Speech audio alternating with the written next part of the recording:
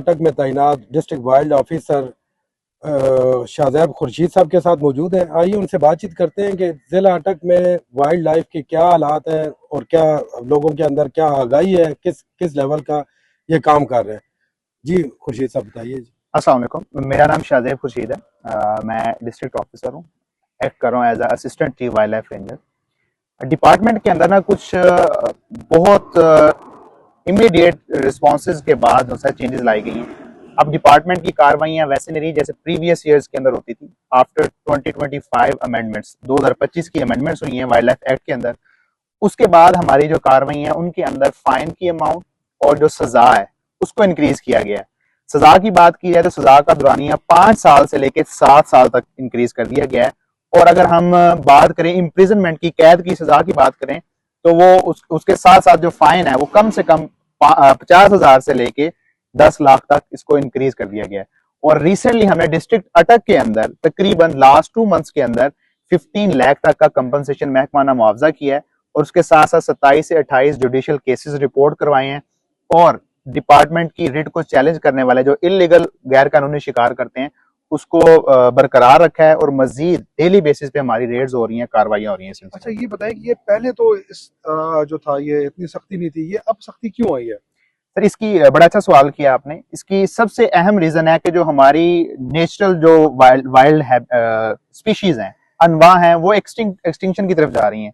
लोग उसका बेजा शिकार कर रहे हैं नेटिंग के थ्रू, बुलारे के थ्रू, जिसकी वजह से उनका नंबर बहुत तेजी से डिक्लाइन कर रहा है, वो बहुत कम हो गया। पहले कहा जाता था अटक के अंदर कि यहाँ पे उड़ियाल, चिंकारा ये आपको ग्रुप्स की फॉर्म में नजर आती हैं, लेकिन अब मैंने लोकल से जाके डिस्कस किया है कि ये चंद पैचेस के अंदर कुछ नंबर 50 के करीब जो सा इसका नंबर अब हमें नजर आता है।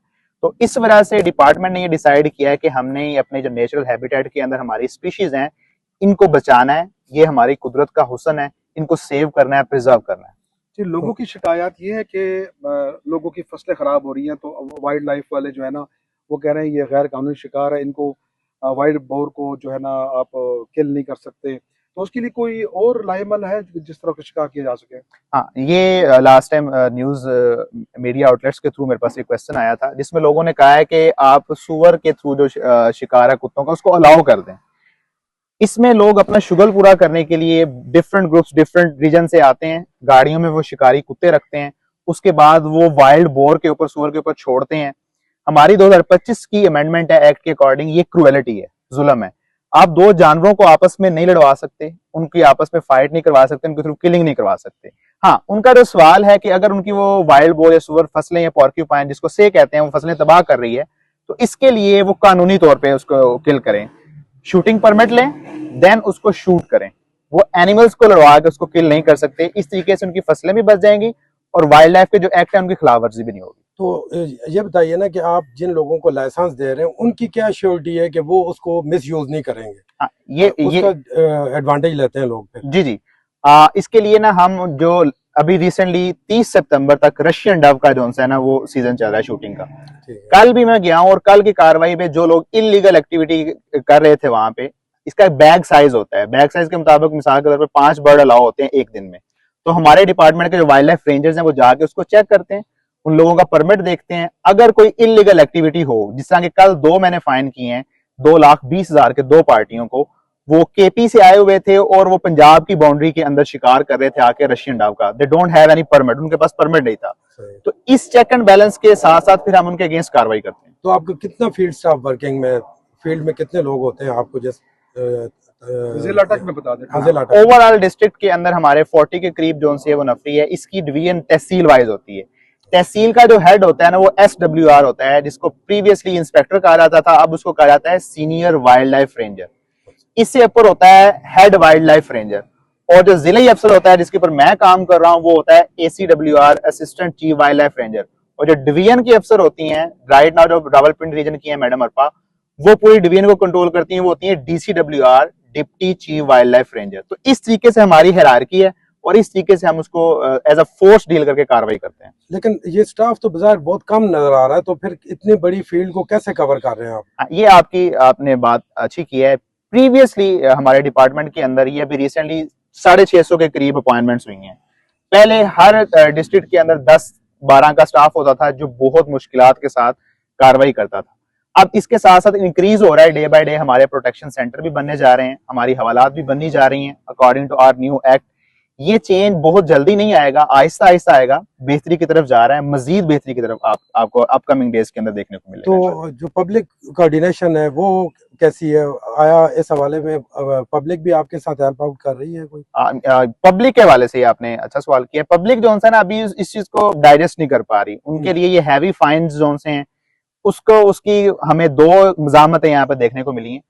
मेरे पीछे खड़े हुए मेरे वाइल्ड लाइफ रेंजर, जहां से इसको उन्होंने लास्ट टाइम मज़ामत के तौर पे स्टिक से मारा, इनकी आंखें भी डैमेज हुई, गर्दन के ऊपर भी चोट आई, तो उनके अगेंस्ट भी हमने महकमा जो है ना वो लाख के करीब उनको फाइन किया और उनसे वो बयान लिखवाया, उन्होंने इससे माजरत की।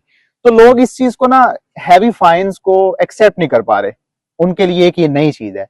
ये वीडियो बनाना या मीडिया आउटलेट से बात करने का मकसद यही है कि लोगों में अवेयरनेस आए कि वाइल्ड लाइफ डिपार्टमेंट पहले जैसा नहीं रहा, उसमें तब्दीलियां आ गई हैं, तब्दीलियों के अल्टरनेट फाइन की अमाउंट इंक्रीज हो गई है, उसकी सजा इंक्रीज कर दी गई है। पिछले 3 माह में आपने कितने जुर्माने किए, कितनी FIR की हैं? पिछले 3 माह की जो मेरी अपॉइंटमेंट है डिस्ट्रिक्ट अटक के अंदर, हमने 4 FIR लॉन्च करवाई हैं, जिनमें कल रिसेंटली मुजाहमती, जिसमें मेरे एक वाइल्ड लाइफ रेंजर है अजहर, उनको गाड़ी ने हिट किया, शिकारी हिट करके वो भागे, रुके नहीं।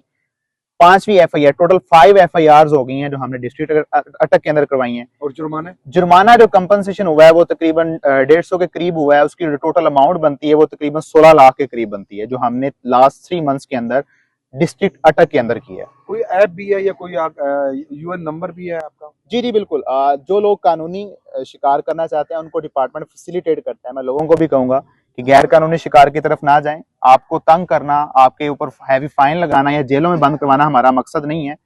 हमारा मकसद है आप लोगों को फैसिलिटेट करना। अगर कोई चाहता है कि वो कानूनी शिकार करे, उसके लिए हमारी ऐप है वाइल्ड लाइफ पास, ये आपको प्ले स्टोर पे भी मिल जाएगी। अगर नहीं है तो आप गूगल के ऊपर लिखेंगे तो आप डायरेक्टली वहां पे पहुंच जाएंगे। हर बर्ड का परमिट भी है, लाइसेंस भी है, आप वहां पे अप्लाई करेंगे। अप्लाई करने के बाद वहां पे ही ऑनलाइन उसकी PSID जनरेट होगी। अब ऐसा नहीं आपको करना पड़ेगा कि आप जाके मैनुअली किसी को 4000 दें, 5000 दें, जितनी फी लिखी है वो आपने ऑनलाइन पे करनी है, तो उसके अगेंस्ट आपका परमिट इशू हो जाएगा, वो आप उसका प्रिंट आउट निकलवा सकते हैं। इनकेस आप शिकार करने जा रहे हैं और वाइल्ड लाइफ का डिपार्टमेंट उसके महकमा आपको चेक करता है तो आप उनको दिखा सकते हैं कि आपके पास वैलिड परमिट है और आप कानूनी शिकार कर रहे हैं। दूसरा, अगर आप गैर कानूनी शिकार होते हुए देख रहे हैं तो उसका तरीकाकार यह है कि डिस्ट्रिक्ट अटक के अंदर हमने हर तहसील वाइज और ओवरऑल डिस्ट्रिक्ट के सबके कॉन्टेक्ट नंबर एक लिस्ट शेयर की हुई है, मैं आपके साथ भी शेयर कर दूंगा। और अगर थ्रू आउट पंजाब की बात की जाए तो उसका कंप्लेन नंबर है 1107 इस पे आप अपनी कंप्लेन लॉन्च करें, उसके अगेंस्ट कार्रवाई होती है, वो कंप्लेन फॉरवर्ड की जाती है आगे कंसर्न ऑफिसर को, फिर वो उसके अगेंस्ट कार्रवाई करता है।